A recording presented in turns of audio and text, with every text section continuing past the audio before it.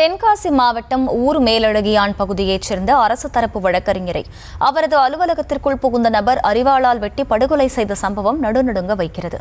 Cellphone signal மூலம் போலீசாரை திசை திருப்பிவிட்டு மனைவியுடன் கேரள மாநிலத்திற்கு அந்த நபர் தப்பி ஓடிவிட்ட நிலையில் அவரது மனைவியையும் உறவினரையும் போலீசார் பிடித்து கொலைக்கான காரணம் குறித்து விசாரித்து வருகின்றனர். தென்காசி மாவட்டம் ஊர் மேலழகியான் பகுதியைச் சேர்ந்தவர் முத்துக்குமாரசுவாமி. செங்கோட்டை நீதிமன்ற அரசு தரப்பு வழக்கறிஞரான முத்துக்குமாரசுவாமி நடுபல்க் சிக்னல் அருகே உள்ள அவரது அலுவலகத்தில் கடந்த 3ஆம் தேதி தனது பணிகளை செய்து கொண்டிருந்த போது அலுவலகத்திற்குள் திடீரென மர்ம நபர் ஒருவர் புகுந்தார்.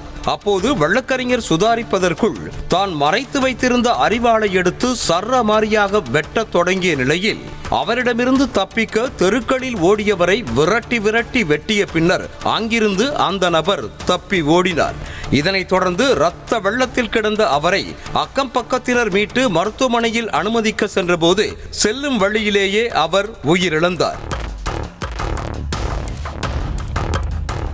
அரசு தரப்பு வழக்கறிஞரையே அலுவலகத்திற்குள் புகுந்து ஒற்றை ஆளாக துணிந்து படுகொலை செய்த சம்பவம் தென்காசியை நடுநடுங்க வைத்த நிலையில் குற்றவாளியை பிடிக்க 3 தனிப்படைகள் அமைத்து போலீசார் விசாரிக்க தொடங்கினர். அலுவலக மற்றும் தெருக்களின் சிசிடிவி காட்சிகளை சோதனை செய்ததில் அதே பகுதியைச் சேர்ந்த சிவசுப்பிரமணியன் என்பவரே இந்த கொடூர கொலையை செய்தது அம்பலமானது. இதற்கிடையே செல்போன் சிக்னல் மூலமாக அவரை பிடிக்க போலீசார் முற்பட்ட போது செல்போன் ஊர் மேலழகியான் அருகே உள்ள சாலையில் செல்போனை எரிந்து தப்பி ஓடிவிட்டு போலீசாரை அவர் சுத்தலில் விட்டிருக்கிறார். மேலும் அவர் தனது மனைவியோடு கேரள மாநிலத்தில் பதுங்கியதும் கண்டுபிடிக்கப்பட்டது.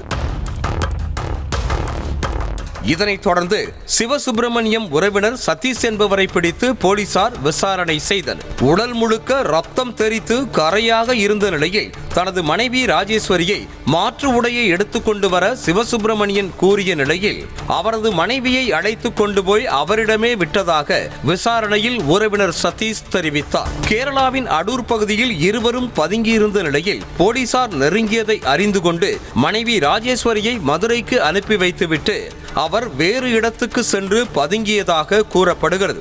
இதனையடுத்து மதுரைக்கு விரைந்த தனிப்படை போலீசார் சிவசுப்பிரமணியனின் மனைவியை பிடித்து கொலைக்கான காரணம் குறித்து விசாரணை மேற்கொண்டு வருகின்றனர். இந்த கொலை சம்பவத்தை கண்டித்து தென்காசி மாவட்ட கூடுதல் மற்றும் அமர்வு நீதிமன்றத்தில் தொடங்கி மாவட்ட ஆட்சியர் அலுவலகம் வரை சுமார் 300க்கும் மேற்பட்ட வழக்கறிஞர்கள் பேரணியாக சென்ற நிலையில் குற்றவாளியை என்கவுண்டர் செய்ய வேண்டும் என்றும் வழக்கறிஞர் முத்துக்குமாரசுவாமியின் குடும்பத்தினருக்கு 1 கோடி ரூபாய் இழப்பீடு வழங்க வேண்டும் என்றும் வலியுறுத்தினர்.